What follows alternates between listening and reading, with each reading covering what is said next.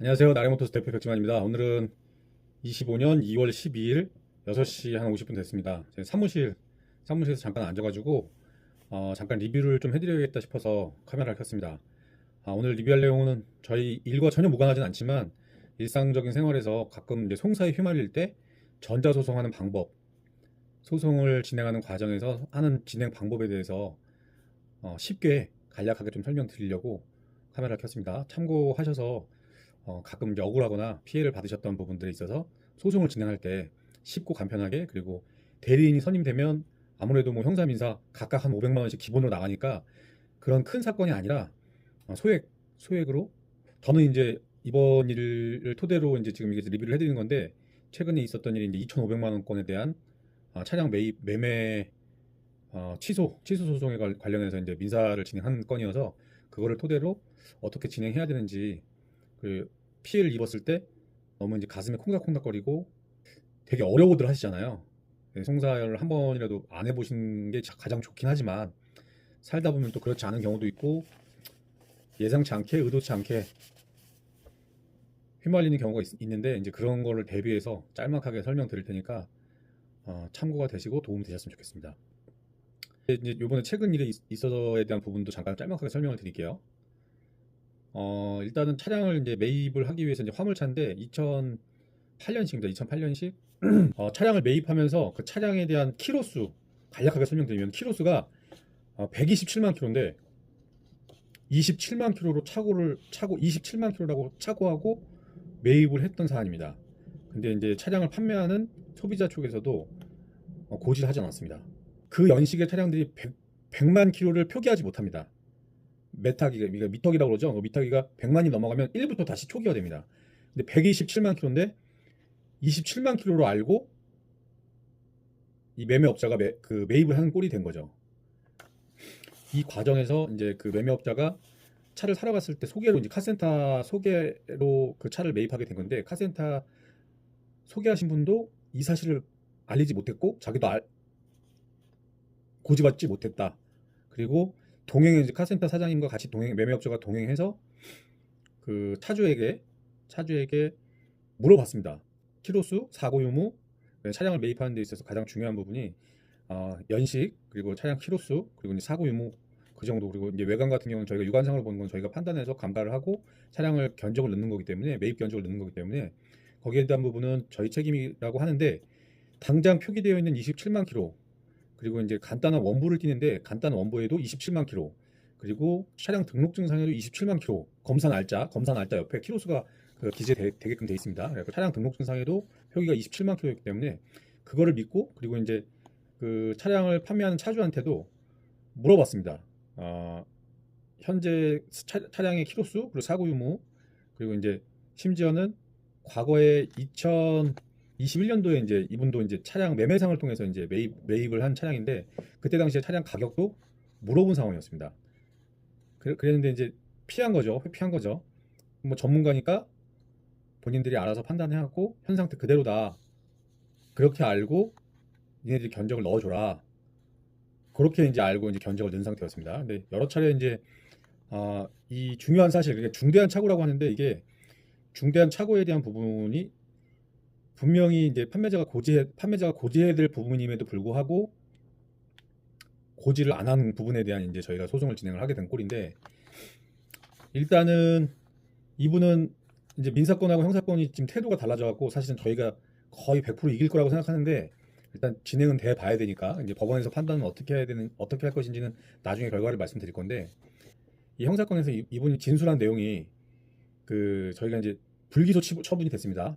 근데 저희는 이제 사기건으로 키오스를 의도적으로 지금 매매업자를 기망해서 고지하지 않고, 중대한 사실을 고지하지 않고 차량의 대금을 편취했다. 저희가 이분이, 이 판매자가 매매상을 통해서 산 시기가 2021년도인데 그때 당시 매입 가격을 물어봤음에도 불구하고 얘기하지 않았는데, 자기는 이제 형사건으로 고소가 되다 보니까 자기도 몰랐다고 주장을 한 겁니다. 자기도 몰랐다. 자기도 매매상을 통해서 차를 살 때 100만 킬로가 넘은지 몰랐다.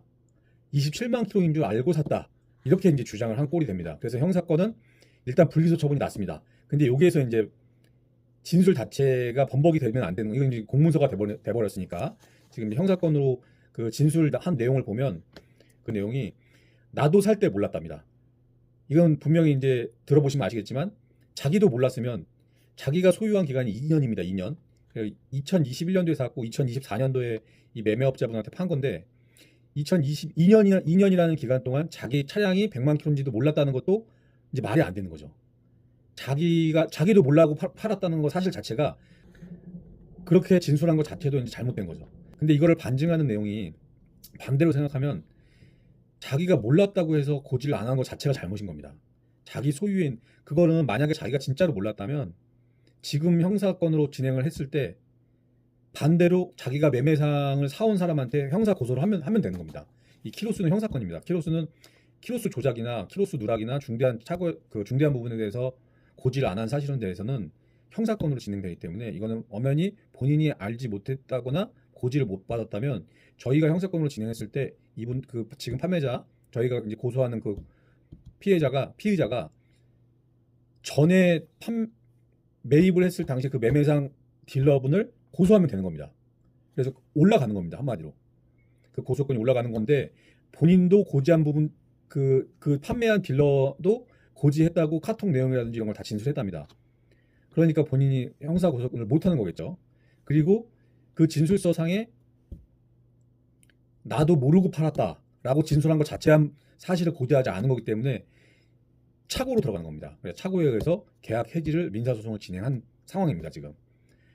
그래서 이제 두 가지의 맹점을 바탕으로 해서 저희가 민사소송을 진행을 했는데 한 가지는 아까 말씀드렸다시피 형사건에 대해서 본인도 100만 킬로가 넘은지를 몰랐다는 사실을 진술했기 때문에 그러면 본인도 이 차량에 대한 내용을 모르고 그 사실을 고지 안 한 거에 대한 부분도 잘못입니다.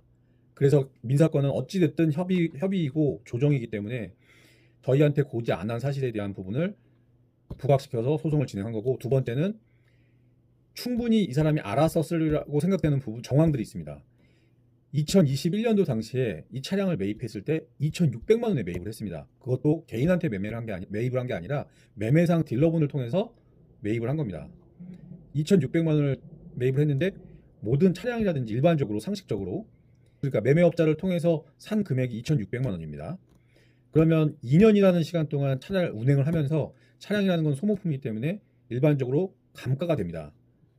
화물차 같은 경우에는 1년이면 한 500만 원 정도 감가가 되고요. 3년 정도면 저희가 평균적으로 수치상으로 한 1,000만 원 정도. 1년 최초 1년이 제일 많이 감가되고요.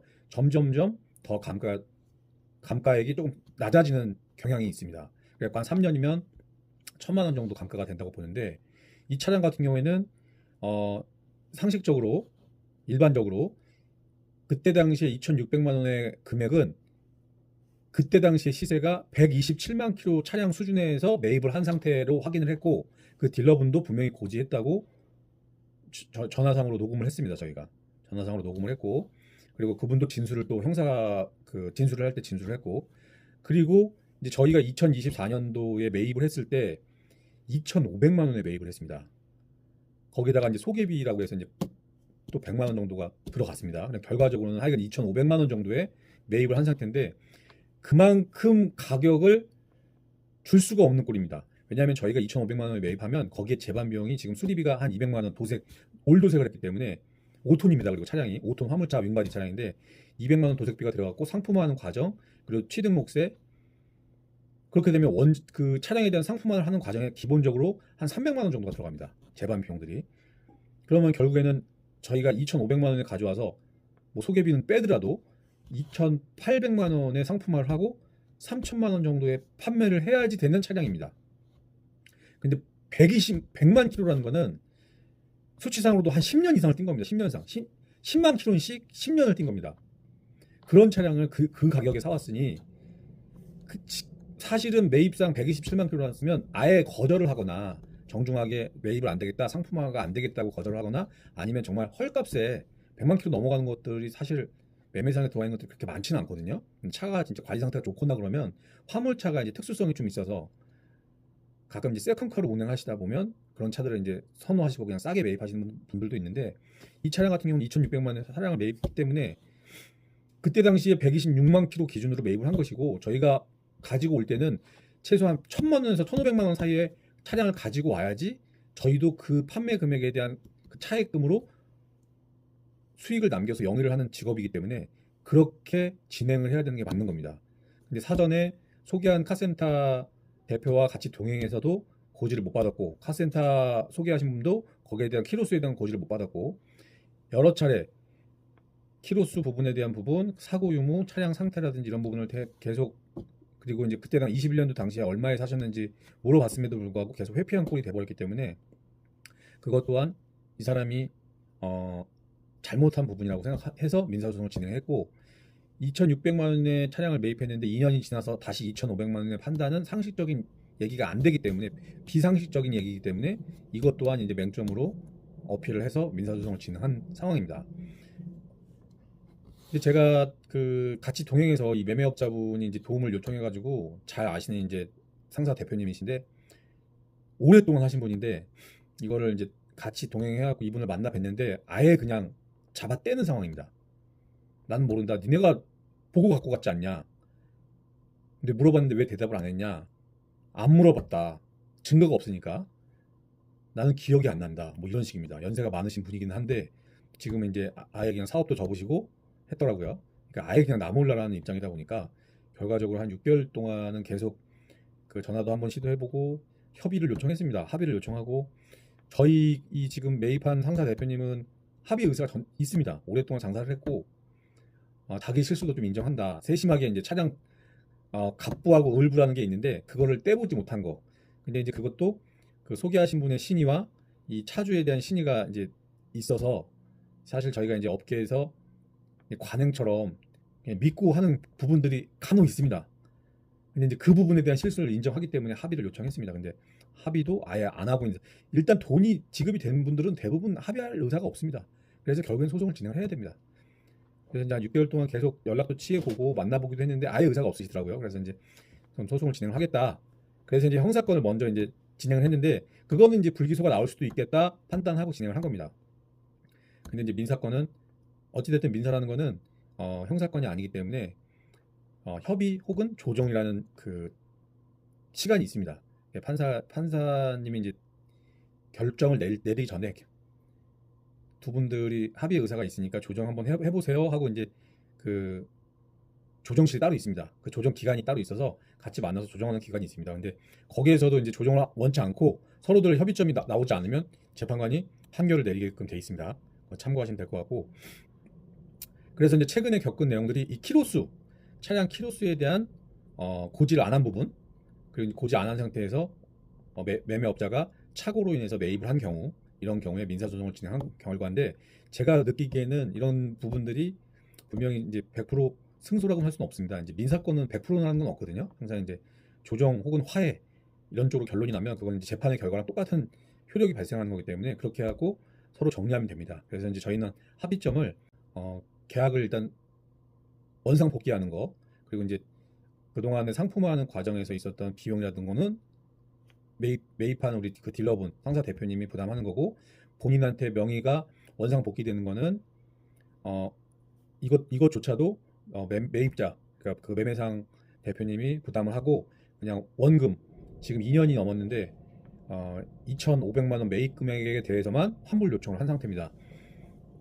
그러면 이제 그간의 기간 이자라든지 뭐 상품화하는 과정에서 들어간 비용, 취등록세 그리고 이 사람한테 명의 이전을 해줘야 되는 비용, 세금 이런 것들을 포함한다면 저희도 당장 이 매매업자 대표님이 손해 보시는 것도 당장 한 1,000만 원 정도는 그냥 손해를 보시는 꼴이 됩니다.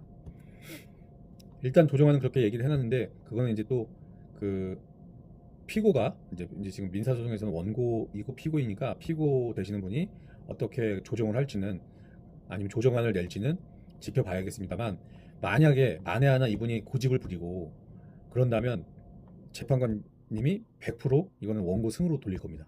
제가 이제 장담하는데 이거는 경험이 있어서 장담을 하는데 원고 승으로 돌릴 겁니다. 그러니까 그 전에 고집 부리지 않고 조정이 분명히 나오긴 나올 것 같은데 그 결과는 나중에 또 리뷰를 해드리겠습니다. 그래서 일단 이렇게 진행을 해놓은 상태입니다. 이제 이게 엊그제입니다. 엊그제 이제 진행을 했던 상황이고 일단 형사건은 불기소 처분이 돼서 기망하려고 하는 의도는 없었다. 뭐 그거는 저희가 인정을 합니다. 근데 이제 끝까지 알지 못했다고, 자기도 팔 때도 알지도 못했다 이런 주장한 거가 자체가 오류니까, 자기 차량에 대한 정보를 정확하게 알지도 못했다는 것 자체가 차를 판매한 사람한테도 잘못한 겁니다. 정보를 정확히 몰랐기 때문에. 본인 차잖아요. 그거를 그 전에 차를 매입했던 그 딜러한테 묻던가, 그분을 상대로 해서 소송을 하던가. 근데 그분한테는 분명히 고지를 받은 것 같아요. 이건 추정입니다. 뭐 증거가 없다고 하니까, 형사 쪽에서도 일단은 그렇게 주장을 하는 것 자체도 저희가 증거로 제출하고 다 해놓은 상태입니다. 그래서 100% 승소할 것 같은데, 중간에 이제 조정안이 나오면 그것도 이제 이게 매입한 그 대표님이 조정 의사가 분명히 있다고 하니까 조율이 될 것 같습니다. 그래서 이제 간략하게 이제 소장을 적어가지고, 여기 보면 지금 이 소장을 이 프린터를 해놓은 건데, 여기 소장을 제출하고, 그리고 이제 입증 방법에 이제 그 증거 자료, 자동차 등록증하고 자동차 등록 참고 자료, 그리고 그 가불부, 등초본, 그리고 형사 소송 시의 피해자 진술 내용, 진술 요지, 그리고 계좌이체 확인서, 자동차 양도 증명서 이렇게 제출을 한 상태입니다. 그래서 이제 사건 번호가 나왔는데, 이제 한 대략 한 두 달이면 아마 판결이 나고 결정이 날 겁니다. 그것도 이제 리뷰를 해드리겠습니다. 제가 이제 최근에 겪었던 일을 잠깐 리뷰를 해드렸고, 이제 전자소송 관련해서 잠깐 이 리뷰를 해드리는 부분에 대해서 설명을 드리겠습니다. 사설이 좀 길었는데, 일단 전자소송하는 데 있어서 여기 이제 요즘에 크롬이나 웨이를 많이 쓰는데, 전자소송 그냥 치시면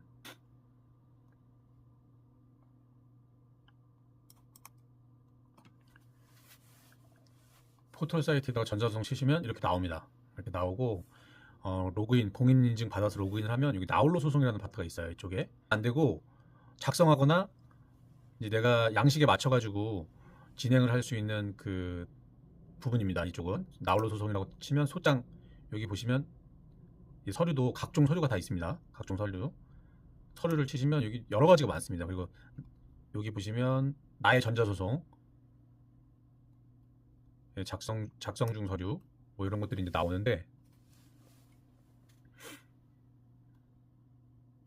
이 서류 제출에서도 보시면 민사 본안 소송 뭐 이런 것들 있죠. 보시면 민사 본안 소송, 민사 신청, 지급 명령 독촉, 그러면 가사 소송, 비송 사건, 가사 조정, 가사 신청, 과태료, 가족관계 비송, 뭐 개인회생, 파산, 법인회생, 행정 서류, 뭐 이런 것들이 굉장히 서류가 많습니다. 전자소송할 수 있는 분야가 굉장히 넓습니다.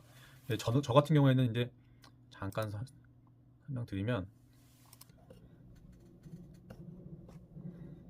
여기 요번에 소송한 건데, 여기 진행 중인 사건으로 들어가서 여기 보시면 이제 조회하기 누르면 이렇게 대략적으로 일단 그 제가 최근에 겪은 민사 소송권에 대해서 잠깐 리뷰를 해드렸는데, 일상적인 생활 하다가 뭐 당연히 휘말리면 안 되겠지만 어쩔 수 없이 휘말리는 경우에 본인들이 피해를 보셨거나 억울하고 그런 부분이 있다면, 전자소송이라는 시스템을 통해서 간편하게, 그리고 이제 소송 비용이 제가 지금 2,500만 원에 대한 소송권도 금액에 따라 좀 다르긴 하지만, 실제로 지금 현재 들어간 비용이 전자소송 소송 비용하고 송달 비용이 17만 원 정도 들어갔습니다. 17만 원. 이게 얼마 안 들어갑니다. 누구한테는 큰 돈일 수도 있지만, 그게 혹시 이제 받아들여져서 승소를 하게 되면 그간의 기간이자 뭐 이런 것도 소송을 할 때는 일단 진행을 다 하긴 해야 되거든요. 뭐 기간이자, 법정이자 5%, 그다음에 지연 연체금 뭐 14%, 뭐 이런 것들, 그리고 이제 변호사 대리인일 경우에 소송 비용은 피의자가 부담한다, 뭐 이런 내용들을 다 쓰고 있기 때문에 100% 원고 승이면 다 받을 수 있습니다. 물론 이제 사건이 굉장히 크거나 그 복잡한 사안이거나 내가 전혀 모르는 상황이면, 내가 할 수 있는 상황이 아니라고 판단되시면 당연히 전문가인 대리인을 통해서, 변호사 통해서 소송을 진행하시는 것도 좋은 방법입니다만, 저는 이제 오늘 리뷰를 좀 해드리고 싶었던 거는, 간혹 정말 억울하고 내가 이게 피해를 볼 일이 아니고 휘말리다 보면 내가 피해도 보상을 받아야겠다고 결심이 쓰시면 전자소송을 통해서 소액으로 진행을 하는 것도 나쁘지 않다. 그리고 해보신 분들은 아시겠지만, 내가 피해자면 내가 피해에 대한 내용을 가장 잘 아는 사람이 당사자입니다. 내가 가장 잘 알고 그거를 가장 어필을 잘하는 사람이 나이기 때문에 변호사한테도 결국에는 학습 효과라는 건 좀 생깁니다. 내가 어떻게 진술해야 되는지 이런 것들은 변호사 통해서 말하다 보면 생기긴 하는데, 가장 내용을 잘 알고 육하 원칙에 서 설명을 잘 할 수 있는 사람이 피해자 당사자이기 때문에 본인이 직접 작성해가지고 제출하는 해가지고 승소하는 경우가 굉장히 많으니까 그 점 유념하셔가지고 가슴 떨어하지 마시고 너무 불안해하지 말고 걱정하지 말고 한번 해보시는 것도, 이게 또 성취감도 있습니다. 지든 내가 범법자는 아니니까, 내가 불법을 하는 건 아니기 때문에, 내가 피해자인데 피해자인 사람들도 일단 법원이라고 하면 굉장히 가슴이 떨리고 막 불안해하시고 잠을 못 설치시고 하는 분들이 많거든요. 그럼 결국에는 생업에도 지장이 생기고 소송을 진행을 하는 과정에서도 굉장히 막 마음이 두근두근 거립니다. 근데 이제 전자소송을 하면 내가 그때를 되새기는 것도 뭐 다시 생각해가지고 작성할 때 좀 괴로운 부분도 있지만, 작성해놓고 또 이제 요즘에는 다 문자로 알람 서비스가 됩니다. 뭐를 띄워라, 뭐 입증자를 가지고 와라, 뭐 어떤 내용을 다시 제출해라, 참고자를 제출해라, 이런 것들이 다 문자로 알람 서비스가 되기 때문에 그거에 대해서 내가 성실하게 대처하면 분명히 좋은 결과가 있을 거라고 생각합니다. 저도 이번에 이것뿐만 아니라 뭐 저도 가끔 이제 리뷰를 또 해드리기도 했는데, 제 이제 블로그나 뭐 유튜브 그리고 카페 같은 걸 통해서 제 일상적인 생활도 많이 공유를 좀 해드리고 하는데, 저도 뭐 철거 사기 통해서, 뭐 아시는 분들은 아시겠지만 철거 사기도 한번 당했는데 그것도 전자소송을 통해서 승소했습니다. 승소했는데 일단 그 피고가 돈이 없다고 그래서 개인회생을 신청해서 개인회생을 통해서 90% 금액을 3년 동안 상환하기로 결정을 이제 저희가 있고 그 동의서를 제출한 상태입니다. 그건 이제 매달 받는 조건으로 이제 그렇게 진행이 된 상태인데, 그것 또한 전자소송을 통해서 제가 승소를 한 거고요. 또 승소 분명히 할 겁니다. 그것도 이제 리뷰해드릴 거고, 또 이제 저번에 이것도 이제 엊그제 일인데, 제 이제 철거 사기 그 후기를 보고, 철거 사기하고 전자소송 후기를 보고 부산에서 연락이 오셔가지고 저하고 똑같은 사례가 있으시더라고요. 그래서 제가 이제 형사건은 인정을 못 받았다. 그것도 이제 형사건을 인정을 못 받았습니다. 저희 형사건, 민사건 다 진행을 했었는데, 형사건은 불기소 처분 났고 그 민사소송은 100% 이겼습니다. 그래서 모든 철거 비용, 그리고 그 이후에 이 사람들이 철거를 안 하고 나중에 나가가지고 나중에 저희가 철거 작업을 했던 비용까지 청구를 했는데, 그 청구 비용까지 다 인정을 받아가지고 100% 승소를 했습니다. 그래서 이 사람이 이제 원래 처음에는 협의를, 저희가 이제 계좌압류랑 이런 걸 다 해놨는데 협의를 요청을 했었는데, 자기가 이제 그런 일을 많이 치고 다녀서 개인회생을 했습니다. 개인회생. 그래서 그 청구 금액의 90% 상당하는 금액을 3년 동안 갚아 나가겠다. 그래서 개인회생을 재판부에 신청을 해갖고 그걸 승인을 받고 저희도 동의를 해준 상태입니다. 그래서 3년 동안 받기로 했습니다. 그것 또한 비용이 한 20만 원, 30만 원 이 정도밖에 안 들어갔습니다. 그러니까 충분히 그것도 금액이 1,000만 원이 넘습니다.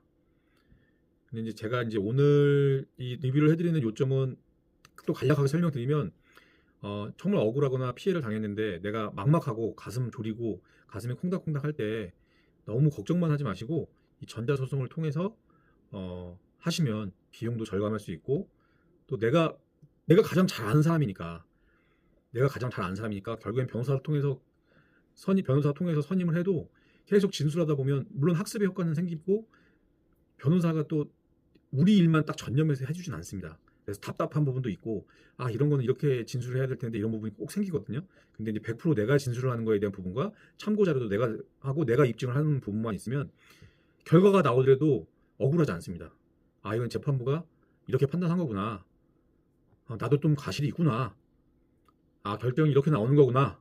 이러면서 또 삶을 알아가는 것 같습니다. 그렇게 하고 수능하면서 또 뭐 생업에 또 좀 지장 없이, 요점은 그겁니다. 그리고 이제 변호사 비용들이 워낙 비싸니까 작은 비용은 변호사를 선임할 수가 없어요. 형사건, 민사건, 결국에는 변호사 이제 대리인들도 결국엔 영업입니다. 영업을 통해서 한 건당 최소 500입니다. 요즘에는 최소 500. 형사건 500, 민사건 500. 그리고 이제 금액에 따라서 성공보수 뭐 한 10% 정도 이렇게 요구하더라고요. 근데 뭐 내가 하지 못할 거면 선임을 해야 되는 게 맞지만, 소액 이제 뭐 제가 판단하는 기준은 한 2천만 원 내외인데, 2천만 원 정도 선에서나 뭐 3천만 원 정도 선에서, 이 정도 선에서는 충분히 전자소송을 통해서 내가 억울함을 어필하고, 그리고 내가 손해한 부분에 대해서 손해배상 같은 경우도 전자소송으로 진행할 수 있기 때문에 굉장히 유용한 시스템이라고 생각합니다. 그러니까 그걸 많이 활용하셔갖고 그런 걸 좀 해소하셨으면 좋겠습니다. 뭐 관련해서 혹시 문의하고 싶으시면 언제든지 연락 주시면 제가 또 상세하게 설명드릴 테니까 걱정만 하지 마시고 한번 또 해보셨으면 좋겠습니다. 여기까지 주저리 또 전자소송 관련해서 잠깐 설명드린 거 리뷰해드릴 테니까 문의사항 있으시면 언제든지 문의 주세요. 예, 나래모터스 백지만이었습니다. 고맙습니다.